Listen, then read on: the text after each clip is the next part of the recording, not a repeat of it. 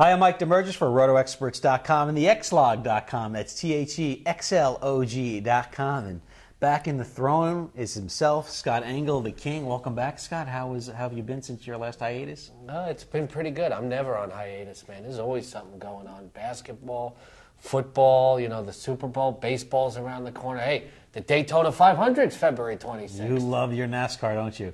I love it all. And you got the nice shirt. You got the Roto Experts with the big X there. Yes, look for the X, the mark of fantasy excellence. That's right. And you brought shameless self-promotion. You brought a shirt for me, but of course it was too tight. It was too tight.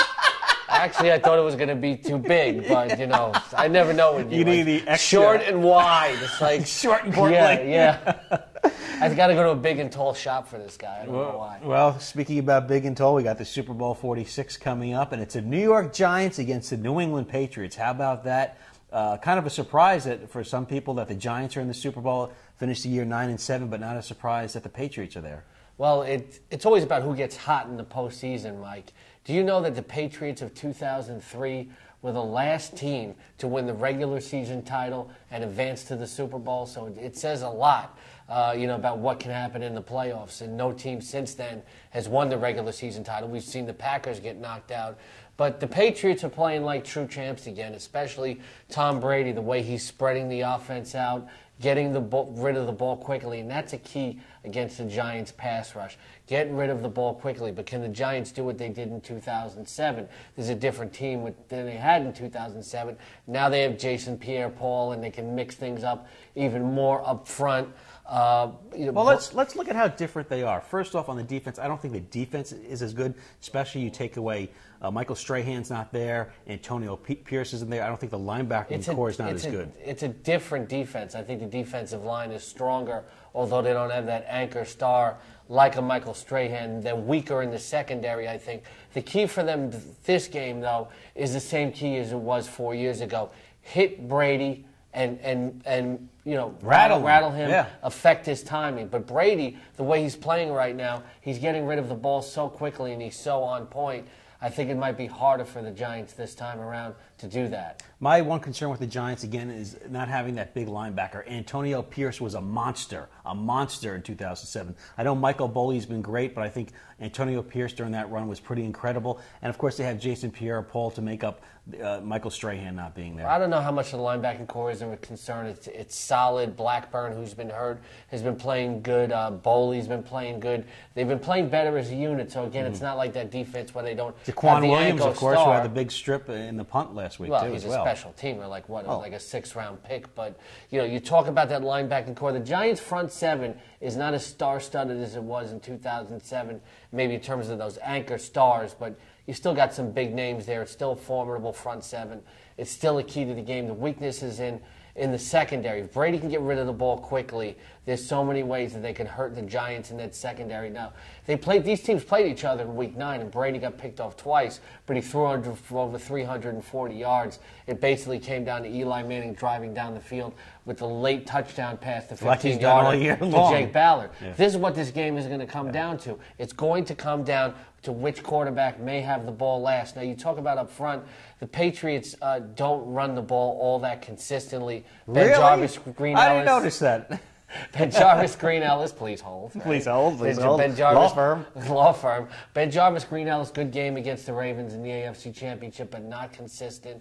Danny Woodhead, not consistent. Stephen Ridley, not a factor. But the Patriots, as they always have, they can substitute with a short passing game that can kind of mirror that running game. They can move the ball. I don't know if the Giants are going to be able to stop New England, especially when you look at those big tight ends. Now, Rob Gronkowski, 2-week layoff, should be able to play with the ankle injury. Those tight ends are a nightmare for any defense. I'll be honest with you. I think the Giants are really a team made to beat the New England Patriots. The Patriots are a speed team, the Giants are a speed defense, and they're just coming off 3 incredible wins right now. And you have to remember, if you I don't know if it's so much of a speed team. And Rob Gronkowski is big as much as he's quick. And Aaron Hernandez, quick, speed, the cutting and everything. I know there's finesse with Wes Welker. And when I say speed, I mean the front four to get to Brady. That's when I say speed. Well, here's the thing, though. The Patriots' offensive line has been playing terrific throughout the playoffs. Baltimore wasn't able to get much of a pass rush on Brady. Well, Baltimore, look, let's be honest with Baltimore. They talk about the Ravens' defense and everything. The Ravens' defense has been getting old. Ray Lewis. They're still formidable, They're though. still formidable, but I think the Giants are a blueprint made to beat the Patriots because they're such a speed team. Is that a pun, blueprint? Is that a Giants pun? Let's trademark it. I always have to temper things because you get a little bit of your Giants enthusiasm Just a little bit. mixed in there. Baltimore had a really good pass rush this year. That offensive line in New England is playing very, very well, Mike. I don't think they're going to be able to get a knock on Brady consistently. Welker hasn't been playing as well in recent weeks, been drawing a lot of coverage. The interesting thing is you probably have the two best slot receivers in the NFL in this game in Victor Cruz and Wes Welker. Yeah, you're absolutely right. And, of course, on the offensive side of the ball, I just think Eli Manning, since that run in 2007, has been a different kind of quarterback. Certainly at the beginning of the year when he said he was an elite quarterback, a lot of people mocked him and said, yeah, not so. I think he's proved it now. Well, the key for the Giants is, Manning's having the best year of his career. As you said, he's spreading the ball out around really well. He's made true stars out of Hakeem Nicks and Victor Cruz, and there is no way that New England secondary can handle that receiving core when you added Mario Manningham and Jake Ballard. The key up front, though, is New England's been playing better defense in the playoffs as they've basically moved from a 4-3 to a 3-4. Vince Wilfork had an incredible AFC championship game. If he's able to dominate David Boss and control the middle there on the interior, it's going to be hard for the Giants to run the ball. I think both these defenses have the capability to make the offenses sort of one-dimensional and lay back and throw, so where it comes back to it's a quarterback battle. Now, Brady hasn't had one of those patent big game, big game moments on a stage like this in a long time, but he's very capable of it, and we know Eli Manning's capable of it as well. This game's going to come down to the quarterbacks. The NFL is a quarterback league despite all the peripherals, and this is going to be a quarterback Super Bowl. And talking about quarterbacks, Eli Manning impressed me last week because he took a beating in the second half against the 49ers. And like the Energizer Bunny, he just kept going and going. And I don't know if Tom Brady could take a beating like that. I don't know if his brother Peyton could take a beating like that. Eli Manning really impressed me. Remember that one play he got knocked down, and he comes up, he's got the chin strap in his mouth, the grass in his helmet, the helmet's going sideways, and he's calling timeout. Eli Manning, that you can't tell me Tom Brady's not a tough guy, though. I don't think he's as tough as Eli is. I don't know. I know the Jets showed some weaknesses in Brady's game. I think you hit Brady that many times. I don't know if he's as resilient I think you're buying Eli. into a lot of blue, red, and white hype here. You always do, though.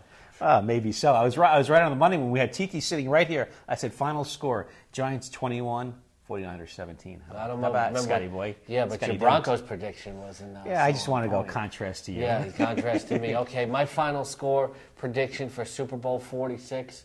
I'm going to say that Eli Manning outguns Brady. I'm saying the final score is going to be the Giants 31 and the Patriots 28. I agree with you. I think it's going to be a very high game. I'm going to say 28-24 New York Giants. Yeah, people asking me, do I bet the over in the Super Bowl? I said, why not? Yes, you do. Yes, you do. It's going to be a lot of points scored. There's going to be some defense, but it's going to be an offensive Super Bowl. So now we're going to get all the comments from all our viewers saying, you're all Giant fans and you're all New Yorkers. I am not a Giant fan, and I don't want to get into the other thing about being a New Yorker. RotoExperts were pretty much right. Picked 5 of the 6 previous games. Not too bad. That's right. That's why we do this here at RotoExperts.com. Okay. Well, Mike Damergis, he's a King Scott Engel for RotoExperts.com and the Xlog.com. That's THEXLOG.com.